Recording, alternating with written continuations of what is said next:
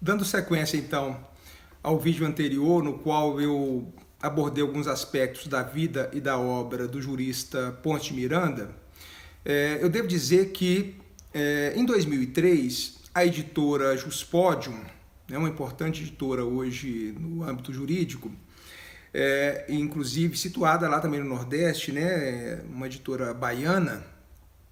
Essa editora, por meio de 3 coordenadores, convidou uma série de juristas brasileiros, uma série de cultores aí das ciências jurídicas brasileiras para escreverem um livro inteiramente dedicado a Ponte de Miranda. Então esse livro saiu em 2013, coordenado, entre outros, pelo jurista famoso hoje, um processualista muito importante, que é o Fred Didier. Fred Didier, então, foi um dos coordenadores dessa obra, que é exatamente Ponte Miranda e o Direito Processual, publicada, então, em 2013.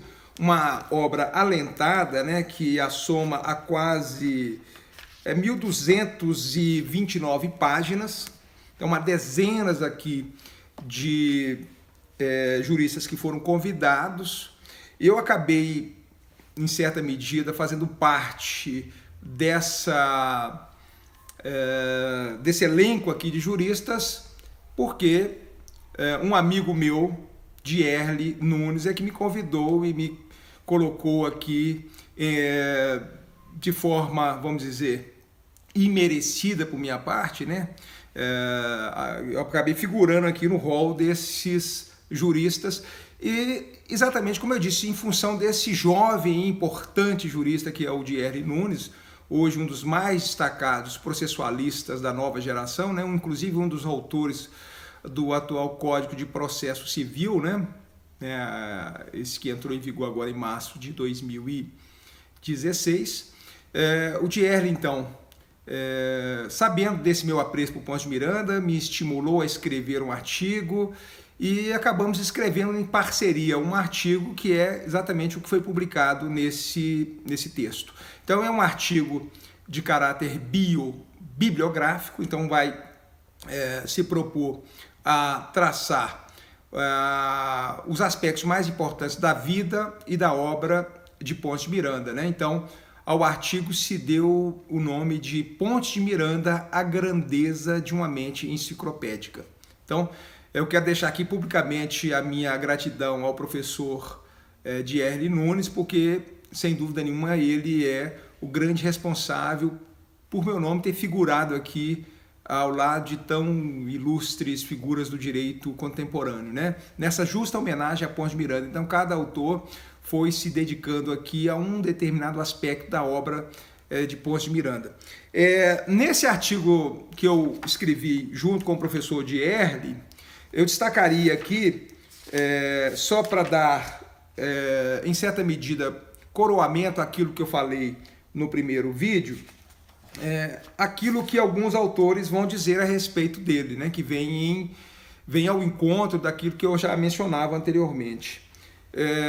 O ex-ministro do Supremo Tribunal Federal, o Clóvis Ramalhete, escreveu, entre outras coisas, o seguinte a respeito de Ponte de Miranda: é consequência natural de sua profundidade teórica o fato de os livros de Ponte de Miranda serem obras para uso de mentes maduras. Não obstante, sua linguagem é direta e quase coloquial. Para lê-lo, entretanto, há que a ele se chegar já com os pressupostos do saber jurídico. Os processualistas o respeitam, os comercialistas o acatam, os civilistas o apontam à consideração. Mas cada qual desses especialistas reverentes logrou dominar apenas uma das regiões do direito. Ponte de Miranda, porém, visitou-as todas, penetrou-as como um senhor, a todas reuniu, integrou, fundiu, submetendo-as à sua concepção científica do direito, tal como havia ele anunciado desde os seus primeiros anos de escritor, já consciente de um plano oceânico a ser por ele desdobrado em sistema enciclopédico do direito positivo brasileiro. E eu aqui até me lembro de uma obra que eu não fiz menção no vídeo anterior, que é extremamente importante, publicada em 1922, por ocasião do centenário da nossa independência, quando Pons de Miranda contava apenas 30 anos de idade, que é o seu Sistema de Ciência Positiva do Direito. Essa obra mereceu aplausos da comunidade jurídica internacional, né? Uma obra que até hoje é de uma densidade e de uma profundidade inigualáveis. Em outro trecho aqui, o ministro do Superior Tribunal de Justiça, Hamilton de Moraes e Barros, fala o seguinte: como situá-lo? Como o príncipe de nossos modernos constitucionalistas, de consulta obrigatória, como foram no passado Rui e Barbalho? Como filósofo jurista do sistema de ciência positiva do direito? Como cambiarista?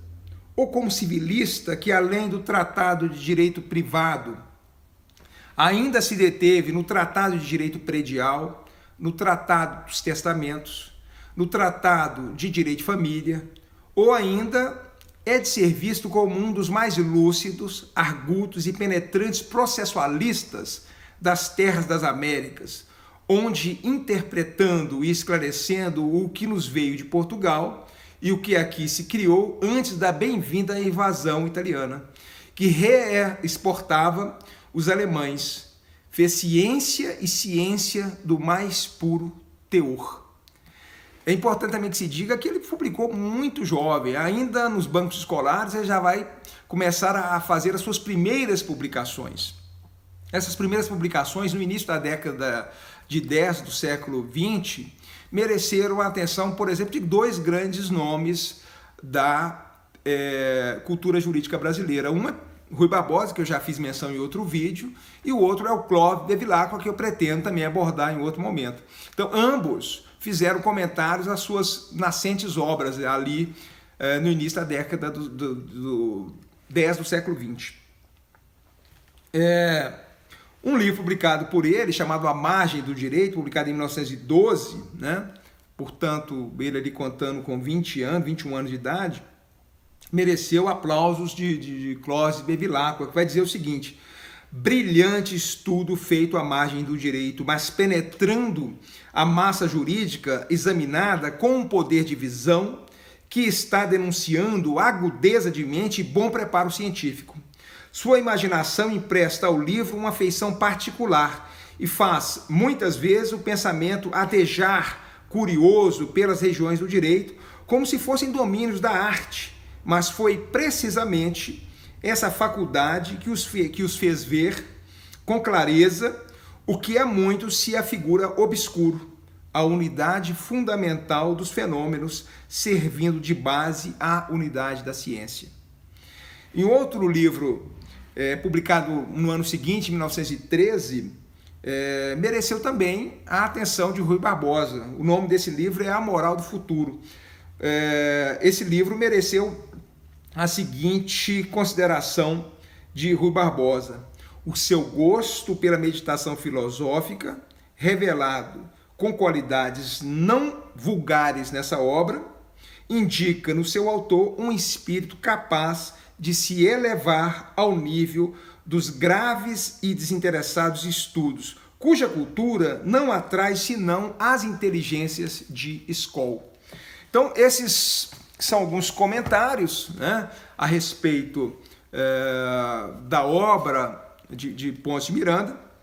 E para finalizar, eu vou fazer também a leitura aqui de um trecho escolhido aleatoriamente do seu livro A Sabedoria dos Instintos. A edição que eu tenho em mãos aqui é uma edição que foi publicada pela editora francesa Garnier, né, uma edição de 1924, é a segunda edição. A primeira foi publicada em 1911, então essa aqui é uma segunda edição. Então é um livro, para mim, precioso, né? Um livro quase que centenário. Mas, como eu dizia, é um livro de aforismos, é um livro de caráter filosófico, moral, são reflexões que Pons de Miranda vai tecer quanto à vida, ainda com 20 e poucos anos, né? É um livro que ele vai publicar em 1921, mas que ele já tinha produzido ainda nos bancos escolares da Faculdade de Direito do Recife, né? Então, como eu disse, vou escolher aqui aleatoriamente, porque o livro é todo muito interessante, muito instigante, né? Então, num determinado trecho que vai falar o seguinte: viver segundo a natureza, como queriam os estoicos, é viver conforme o sentido do nosso destino estético, conforme o indefinido ideal, sedutor, incognoscível, que nos atrai e guia no próprio infinito. Todas as coisas, os montes, os rios, os horizontes, os claro-escuros, em si mesmos nada têm de estético. Não nos veem belos outros animais. Não nos veem sequer como nós os vemos. Estão em nós, nas relações absolutas e íntimas entre nossos olhos e esse mundo caótico de que provimos toda a beleza e vigor e o valor deles.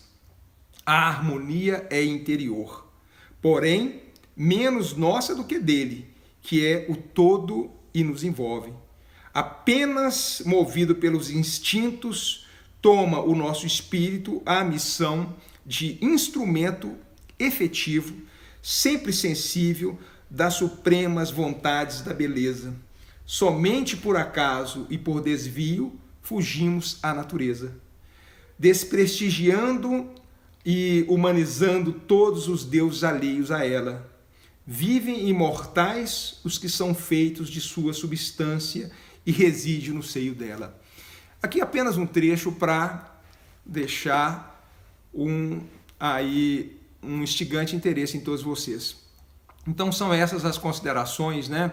E há muito mais o que dizer, né? Pons de Miranda, sem dúvida nenhuma, pela grande eloquência da sua vida, mereceria vídeos e mais vídeos, e mais horas, e livros e mais livros a ele dedicados. Realmente é uma figura apaixonante. Quem se der ao desfrute de travar contato com a sua vida e a sua obra, ficarão, sem dúvida nenhuma, maravilhados e não deixarão de apreciá-lo pelo resto de sua vida. É isso. Muito obrigado. Espero que eu possa continuar trazendo outros vídeos. Sem dúvida nenhuma, estão entre os autores que serão aqui tratados o jurista Clóvis Bevilacqua e o jurista Augusto Teixeira de Freitas. Muito obrigado pela atenção, um abraço e até breve.